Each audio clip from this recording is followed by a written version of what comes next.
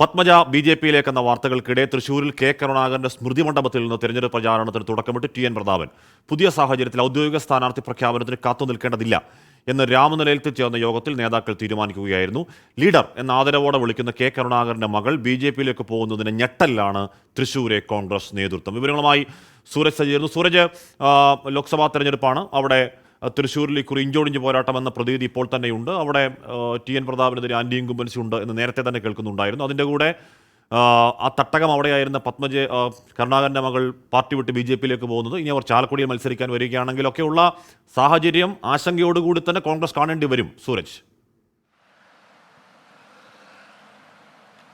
തീർച്ചയായും കാശ്മീർ, കാരണം തുടർച്ചയായി തൃശൂർ മണ്ഡലത്തിൽ ആരും തന്നെ ജയിച്ച ചരിത്രം മണ്ഡലത്തിനില്ല. ആ ചരിത്രം തിരുത്തി കുറിക്കാൻ വേണ്ടിയായിരുന്നു ടി.എൻ. പ്രതാപൻ വീണ്ടും ഒരു അംഗത്തിന് വേണ്ടി തൃശൂർ പാർലമെന്റ് മണ്ഡലത്തിൽ മത്സരത്തിനൊരുങ്ങിയത്. അതിനിടയിലാണ് തൃശൂരിന്റെ പ്രിയപ്പെട്ട ലീഡറുടെ മകൾ തന്നെ ബി.ജെ.പി ക്യാമ്പിനൊപ്പം ചേരുന്നത്. ഇത് വലിയ തിരിച്ചടി എന്ന നിലയിൽ തന്നെയാണ് നേതൃത്വം വിലയിരുത്തുന്നത്. ഇന്നലെ രാത്രി ഈ വാർത്ത വന്നത് മുതൽ തന്നെ ടി.എൻ. പ്രതാപൻ നേതൃത്വം കൊടുത്തുകൊണ്ട് മുതിർന്ന നേതാക്കളുമായി ചർച്ച നടത്തുന്നു. ആ മുതിർന്ന നേതാക്കൾ ഇടപെട്ട ഒരു അനുനയ നീക്കവും എല്ലാം ഇന്നലെ അർദ്ധരാത്രിയിലെല്ലാം നടത്തിയിരുന്നു എന്നുള്ളതാണ് മനസ്സിലാക്കാൻ കഴിയുന്നത്.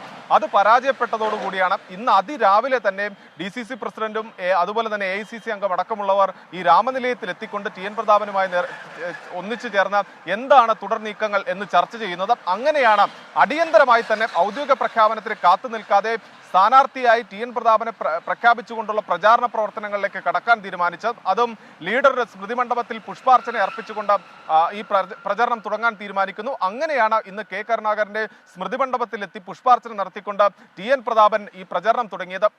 ആ സമയത്ത് മാധ്യമപ്രവർത്തകരുമായി അദ്ദേഹം പറഞ്ഞത് ഈ ലീഡറുടെ വാക്കുകൾ തന്നെ കടമെടുത്തുകൊണ്ടായിരുന്നു. അതായത് തന്റെ വിശ്വാസം അത് ഗുരുവായൂരപ്പനിലാണ്, അതോടൊപ്പം തന്നെ കരുണാകരനിൽ, അതായത് ലീഡറിലും വിശ്വാസം അർപ്പിച്ചുകൊണ്ടാണ് താൻ ഈ തെരഞ്ഞെടുപ്പ് ഗോതയിലേക്ക് ഇറങ്ങുന്നത് എന്നൊരു വിശ്വാസ പ്രഖ്യാപനം നടത്തിക്കൊണ്ടായിരുന്നു ടി.എൻ. പ്രതാപൻ ഈ പ്രചരണങ്ങൾക്ക് തുടക്കം കുറിച്ചത്. തൊട്ടു പിന്നാലെ പാർലമെന്റ് മണ്ഡലം കമ്മിറ്റി യോഗം വിളിച്ചു ചേർത്തു. അങ്ങനെ പ്രവർത്തകരുടെ വിശ്വാസം കൂടി ഉറപ്പിക്കുന്ന തരത്തിലേക്ക് നീക്കങ്ങൾ കോൺഗ്രസ് ക്യാമ്പ് ശക്തമാക്കുന്നു. എന്തായാലും പ്രവർത്തകർ കൊഴിഞ്ഞു പോകും എന്ന് നേതൃത്വം വിലയിരുത്തുന്നില്ല. പക്ഷേ എന്നാൽ പോലും ഈ വാർത്തകൾ അത് വലിയ രീതിയിൽ പാർട്ടിക്ക് ക്ഷീണം ചെയ്യും. അതിനെ പ്രതിരോധിക്കാനുള്ള നീക്കമാണ് നിലവിൽ തൃശ്ശൂരിൽ കോൺഗ്രസ് നേതാക്കൾ നടത്തുന്നത്. ഹാഷ്മി. സൂരജ് സജിയാണ് വാർത്തയുടെ വിവരങ്ങൾ തൃശ്ശൂരിൽ നൽകിയത്. ടി.എൻ. പ്രതാപന് നേരത്തെ തന്നെ ചില ആശങ്കകൾ അവിടെ ഉണ്ട് എന്ന് പറഞ്ഞാൽ ചില ആന്റി ഇൻകുംബൻസി ഉണ്ട് എന്നൊക്കെയുള്ള ചില വർത്തമാനങ്ങൾ കേൾക്കുന്നുണ്ടായിരുന്നു. അപ്പോൾ ഏത് രീതിയിലാകും പത്മജ വേണുഗോപാലിൻ്റെ അവിടുത്തെ ഏറ്റവും പ്രധാനപ്പെട്ട ഒരു നേതാവാണെന്ന് പറയുന്നില്ല, പക്ഷേ ഏറ്റവും പ്രധാനപ്പെട്ട ഒരു നേതാവിൻ്റെ മകൾ കെ കരുണാകരൻ്റെ ലെഗസി അടക്കം പേറുന്ന മകൾ ബി.ജെ.പി ക്യാമ്പിലേക്ക് പോകുന്ന ഏത് രീതിയിൽ ബാധിക്കുമെന്ന് കാത്തിരുന്ന് തന്നെ കാണണം.